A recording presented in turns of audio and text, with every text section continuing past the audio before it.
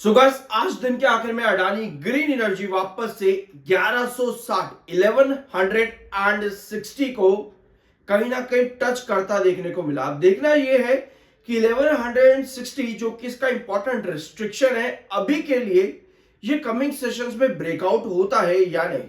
कल के वीडियो में हमने डिस्कस किया था 1160 एक इंपॉर्टेंट रिजेक्शन लेवल है। अगर ये लेवल ब्रेकआउट होता है तब आपको बड़े टारगेट देखने को मिल सकते हैं, बट तब तक के लिए आप रिस्ट्रिक्टेड रहोगे। समझते हैं क्या क्या चीजें यहां पर है और आगे क्या पॉसिबिलिटी उन सभी चीजों को। We are NISM 7 certified, subscribe जरूर कर देना। शुरुआत करते हैं एक छोटे से क्लिप से जो कल के दिन हमने डिस्कस किया था। बट अगर ये 1125 पर अगर 1125 पर हाइडिंग बेस लेने में कामयाब हो जाता है तो नेक्स्ट रिस्ट्रिक्शन जो आपका बनेगा वो आता है 1160 के पास में। ठीक है गाइस, सो कल डिस्कस किया था 1160 अगर 1125 पर आपका बेस ले लेता है तो ये आपका रिस्ट्रिक्शन लेवल बन जाता है। यानी कि आपके पास दो लेवल आते हैं कंसोलिडेशन जोन में, 1125 और 1160। आप खबरों के साथ इन दोनों ही लेवल्स को समझेंगे। सो मार्केट एक्सपर्ट्स का मानना है कि Adani green energy technical point of view पे अभी स्ट्रेंथ दिखा रहा है। रिसेंटली स्टॉक ने एक ब्रेकआउट दिया है और एक सिमेट्रिकल पैटर्न पर अडानी ग्रीन एनर्जी देखने को मिल रहा है।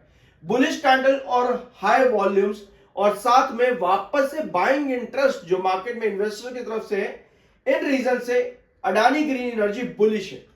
और साथ में जो आपको रेंज देखने को मिल सकती है वो है 1112 रुपए।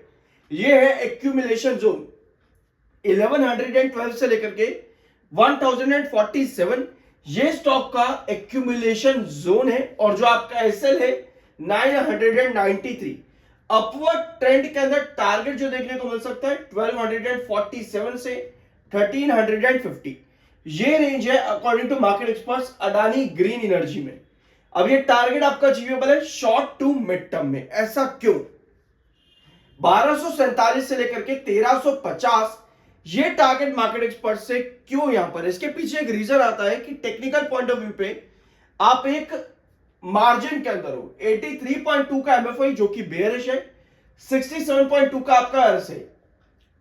जब भी आपके टेक्निकल्स 90s या 80s के जोन पर हो तब आपका मार्जिन ऑफ बुलिशनेस कम हो जाता है। इसी वजह से मार्केट एक्सपर्ट्स का यह कहना है कि अभी बहुत कम आपकी रेंज रहेगी, यानी कि शॉर्ट टू मीडियम टर्म में आपको ये टारगेट्स देखने को मिल सकते हैं।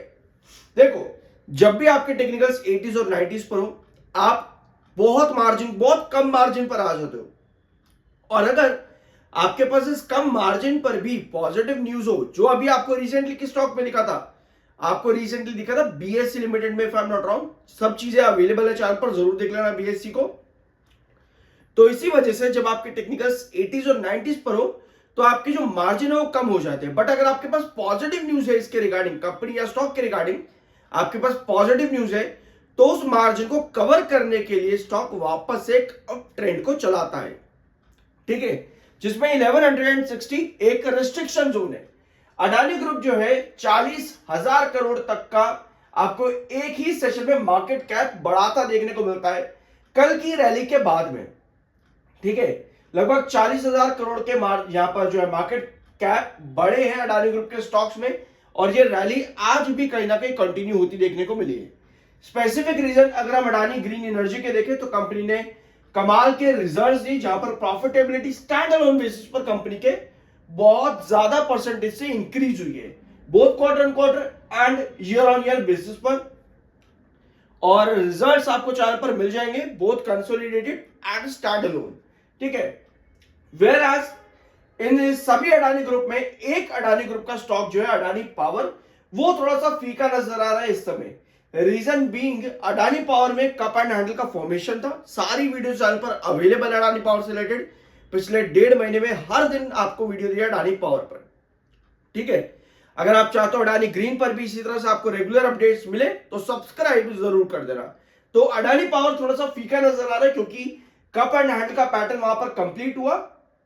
अभी नया पैटर्न बनाने के लिए एक रेंज बनाने की कोशिश कर रहा है अडानी पावर। आज भी इस पर वीडियो दे दिया है, जरूर चेकआउट कर लेना। कंपनी ने एक अपडेट भी जारी करी है in its expansion of PPA portfolio.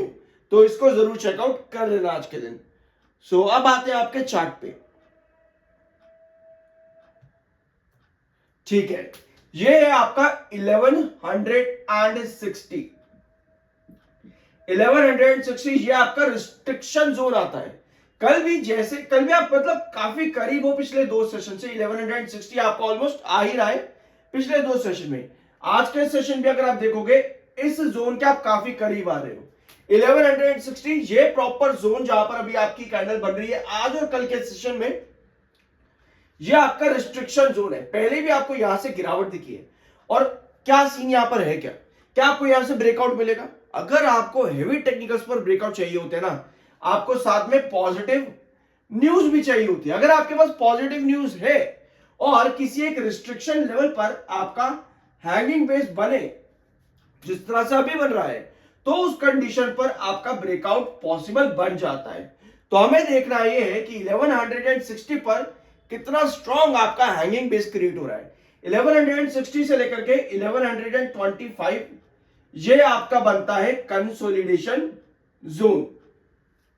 जितना स्ट्रॉन्ग सस्टेनेबिलिटी शो कर देगा इन दो लेवल्स के बीच में, उतना आपका कंसोलिडेशन अच्छा होता है। और जितना अच्छा कंसोलिडेशन होता है उतने अच्छे ब्रेकआउट के चांसेस भी क्रिएट हो जाते हैं। अब अगर इस पैटर्न को हम जूम इन करें,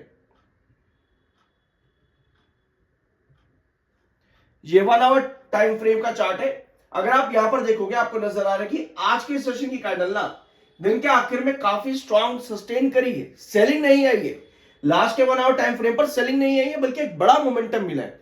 सो अगर ये मोमेंटम कंटिन्यू रहता है तो ही आपका 1160 ब्रेकआउट होगा। कोई भी कैंडल अगर आपकी इस तरह फॉर्म हो जाती है कमिंग वीक्स के कमिंग सेशंस में, कोई भी कैंडल इस तरह की फॉर्म हो जाती है जहां पर 1160 लेवल आने के बाद में इस तरह की ऊपर की टेल लंबी हो, तो उस कंडीशन पर आप गिर जाते हो वापस से 1090 के पास में। तो हमें चाहिए 1160 पर सस्टेनेबल रहे। जितना सस्टेन करता है उतने ब्रेकआउट के चांसेस हैं। ये सेम चीज आपको दिखी थी अडानी पावर पर आज से कुछ वीक्स पहले, जहां पर कितना लेवल था 155, यस 154, बेसिकली 154 के आसपास आपका इसी तरह से सस्टेनेबिलिटी लगातार चला था। और जैसे ही एक ब्रेकआउट सस्टेन किया, आपको 154 से 174 तक के टारगेट भी देखने को मिले। तो सिमिलर सस्टेनेबिलिटी आपको यहां पर भी चाहिए 1160 के पास में in Adani green energy. Buy sell की कोई रिकमेंडेशन है, वो आपकी मर्जी और ओपिनियन होना चाहिए। मिलता है अगले वीडियो में। सब्सक्राइब के बिना मत जाओ।